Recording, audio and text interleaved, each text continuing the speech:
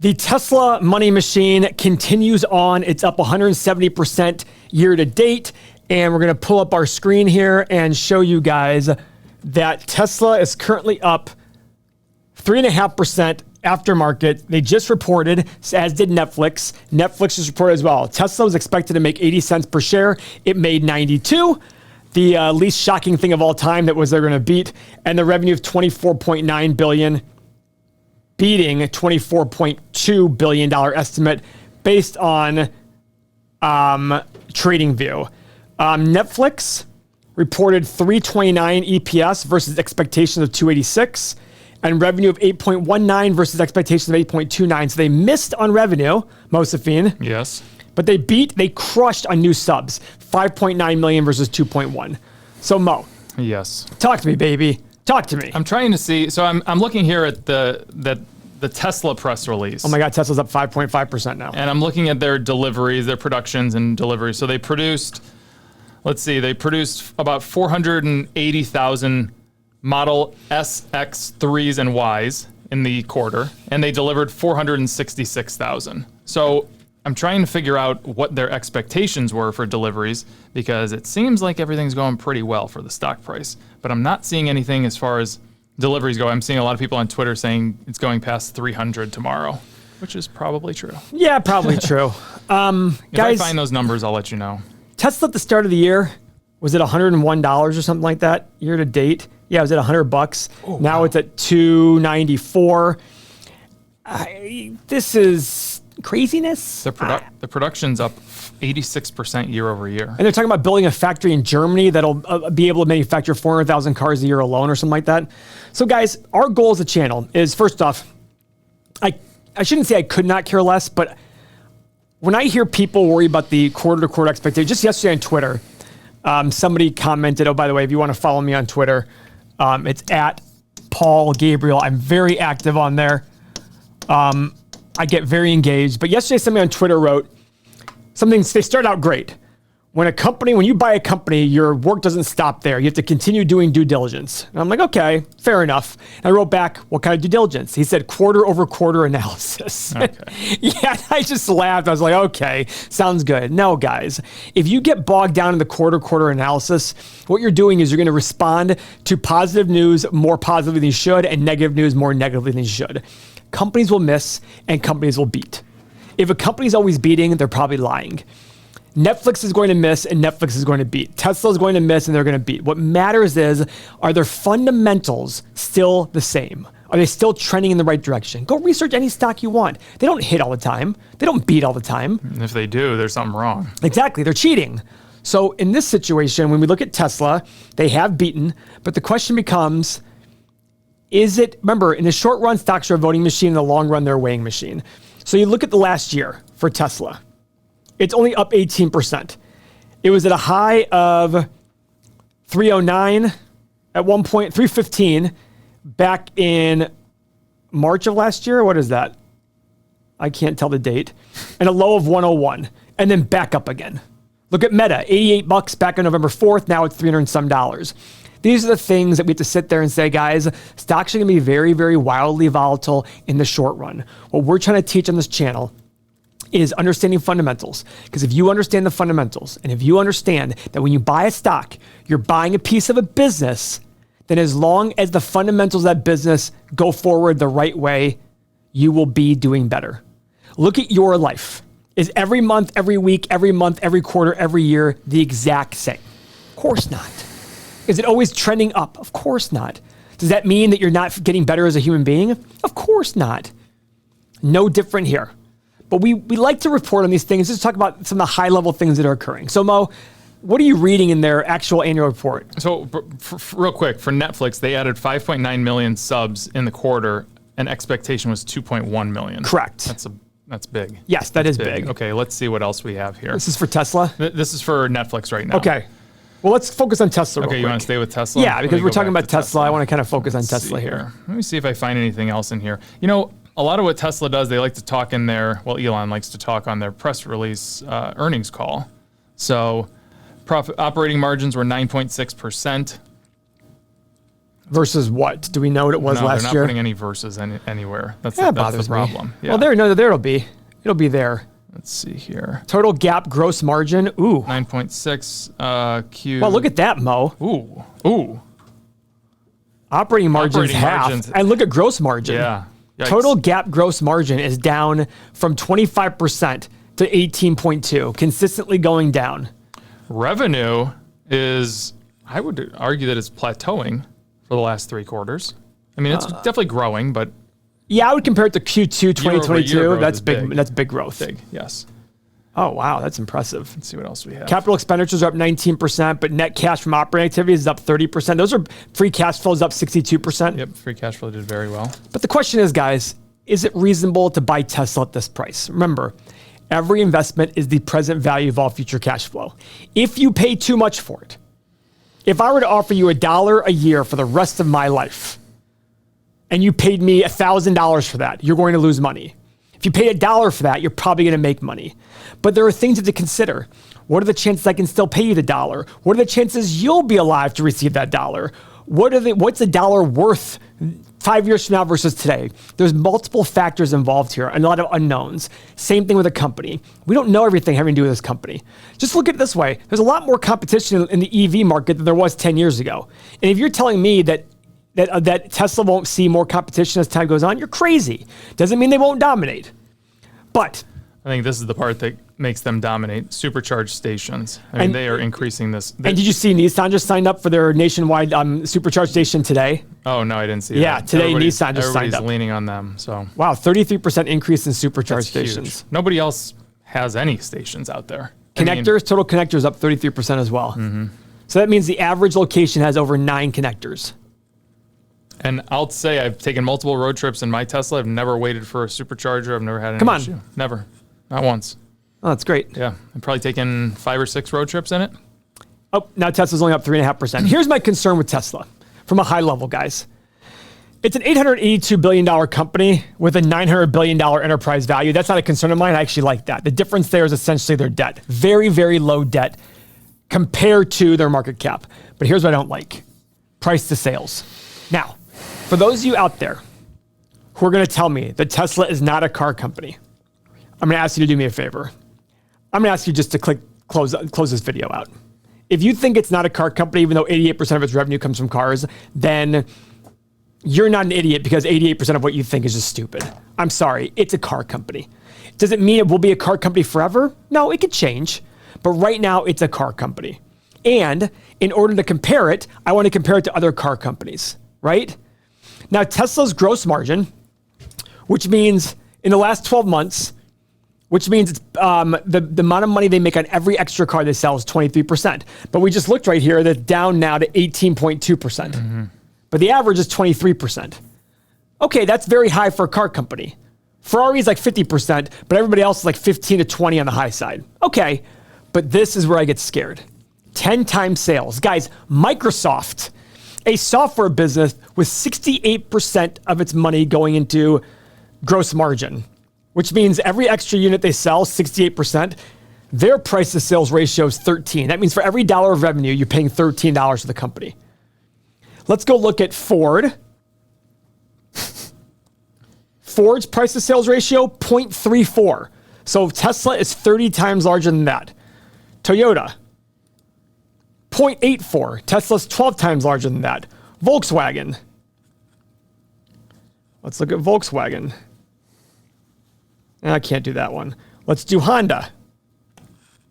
0.43. Tesla's 25 times more than that. And again, if you're right and Tesla becomes something that's not a car company, this gross margin has got to get a lot bigger.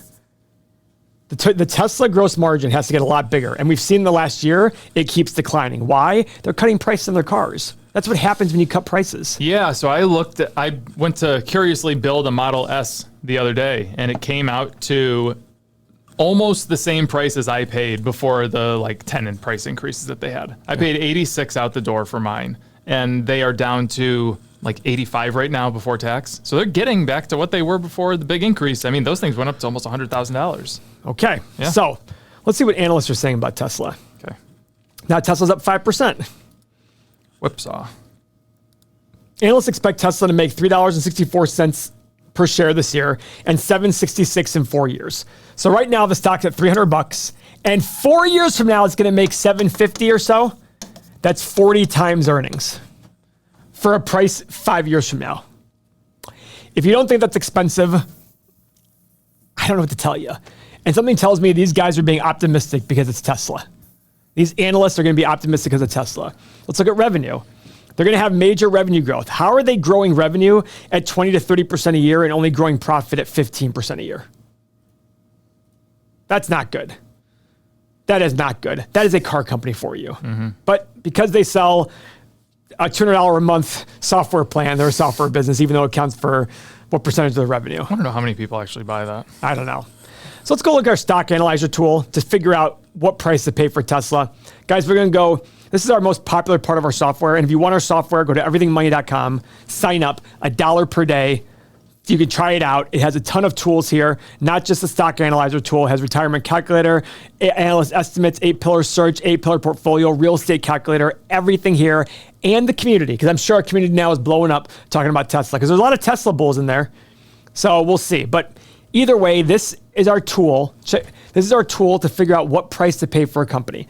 We're going to make assumptions about the future, and then it'll tell us, based on those assumptions, what we should pay. So Mo, we're going to do a 10-year analysis here. Give me low, middle, and high revenue growth. Let's see. What did the analysts say? They're basically at 15. They're basically at 20% revenue growth for the next 4 years. I was going to say 8, 12, and 16, but let's do this. We can do 10, 15, and 20, I guess. Let's do 10. Let's do this. Let's do 8, 16, and 24. Okay. Keep in mind, 24% would take their revenue up 8.6 times, which would take them to $1 trillion in revenue, essentially. Is that what's their last 12 months revenue? 86 No, billion. I think it's $700 billion in revenue. Okay. Biggest car company in the world. I'm assuming that on our high side. Profit margin, Mo. Profit margin is getting better. Yeah, it is getting better. How about 6, 9, and 12? How about 6, 10, and 14? Sure. I'm going to go even higher. I'm going to assume this last year continues on, and no car company makes 14%. Ferrari, which has a 50% gross margin, 50%, that means every extra car they sell, 50% goes to profit. Tesla's is 23% and going lower, but Ferrari's at 50%, and their bottom line profit is 19%. So this is a high number.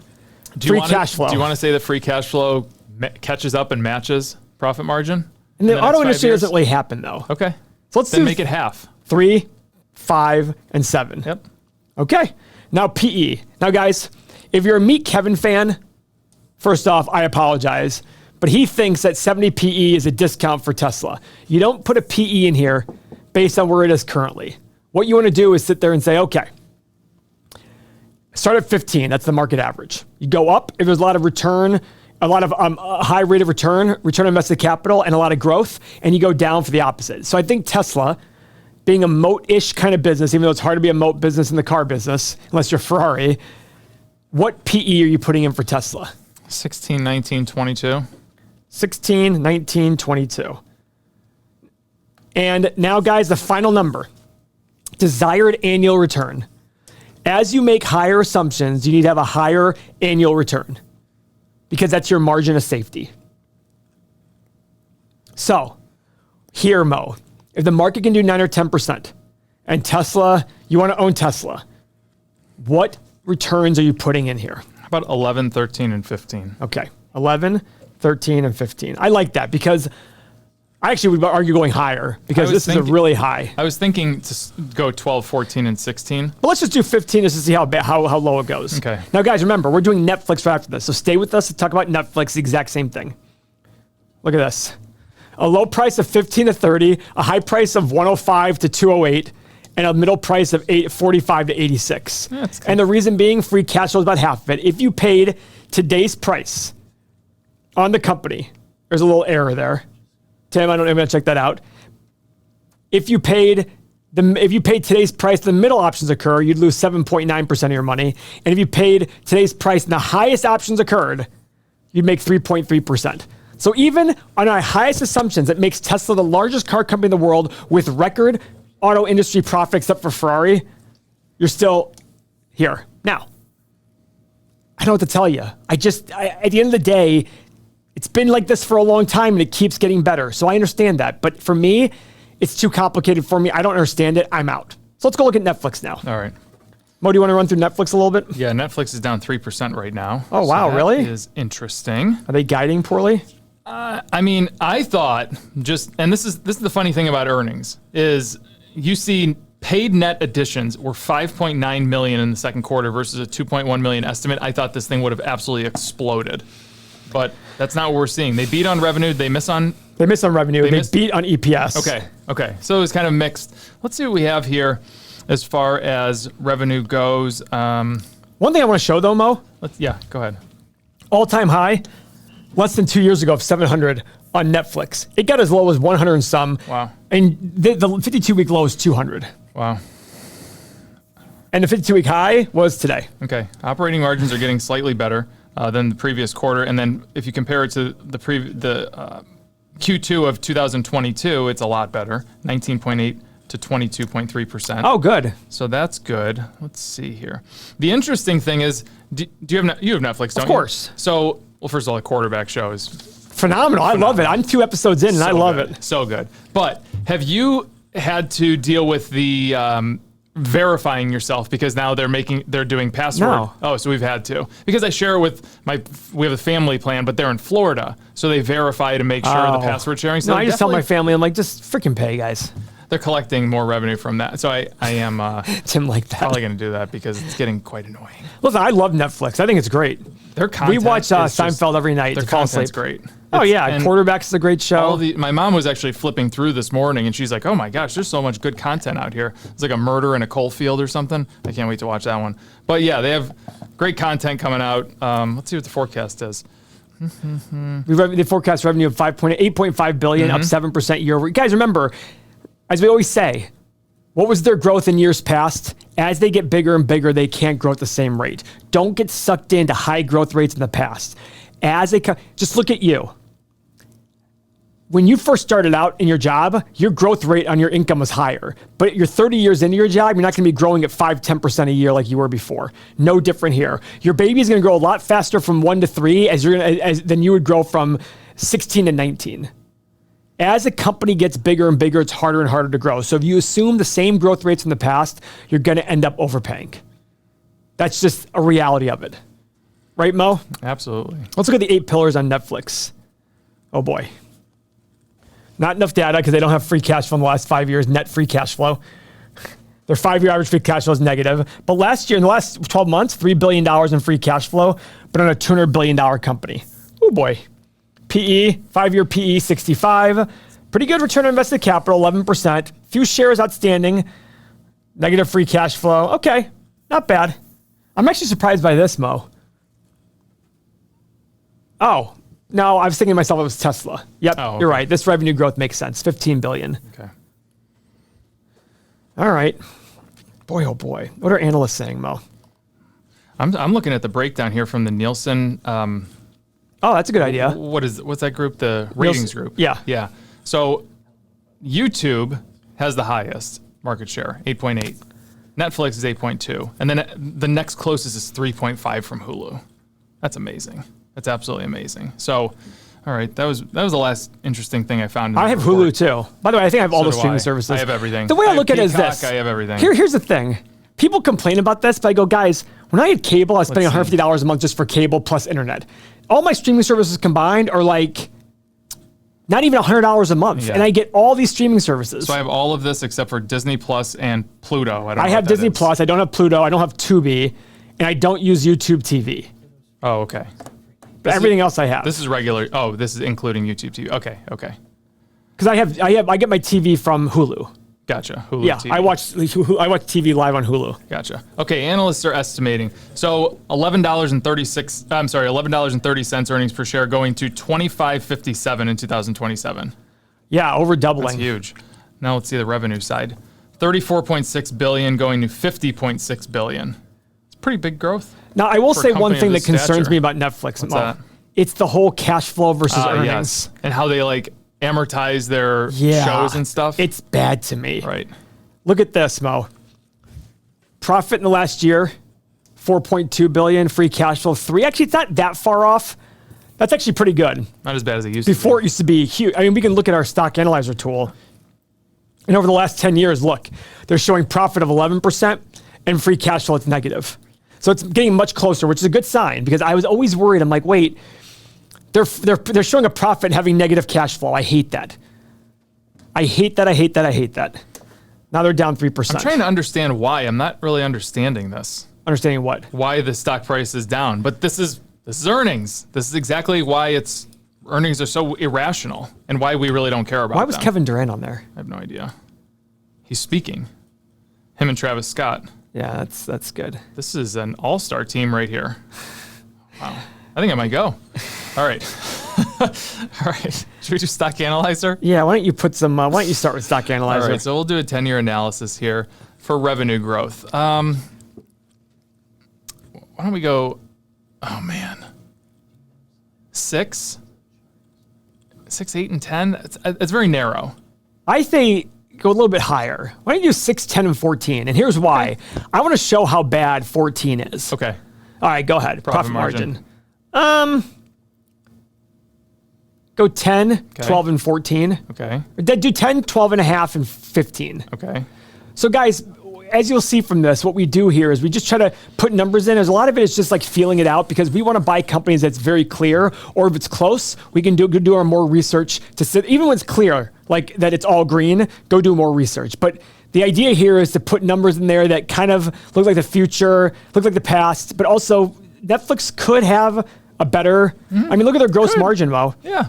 Their gross margin is 38%. Guys, the reason I talk about gross margin a lot is if you want to see a lot of growth in net income, having a high gross margin, if you have a 70% gross margin, every dollar you bring in, 70 cents will be used to pay taxes and the rest will go to bottom line. Mm-hmm. If you have 10% gross margin, very little is going to go to the bottom line. Yeah. That's the point. Free cash flow margin. All right, I'm going to do 8, 12, and 14. Okay. Do 8, 11, and 14. Sorry. Okay. 8, 11, and 14. And I want to keep it close because it's getting closer, but all right, PE. 16, 19, 22. All right. Same here? Same there. Oops. Because again, I feel like they are the leaders in streaming. I think there's a lot of competition, but I just want to show how overpriced I think the company is. Desired return, let's go with 11, 13, and 15 again. Okay. Let's see it. $457 a share. Guys. Basically 100 to 120 on the low end, 285 to 305 on the high end, middle ground 175 to 200. So if you pay the current price and the low assumptions occur, you lose 8% a year. Pay the middle price, you basically break even. If the middle price happens on today's price. And high side, if it all hits home runs, grows 14% a year, then you make 8.3%. My question to you is, how happy are you to make 8% involving having the company have to hit home run after home run? Home run after home run. And sell for a high valuation. And honestly, the risk of that much competition that's out there. If you like this, guys, follow our channel. This is the way we talk. We're not trying to hit home runs. We don't have FOMO. We just sit there and try to look at companies, look at stocks as buying a piece of a business. And if you pay a reasonable price, as the business gets better, so will your investment. Thank you very much for your time.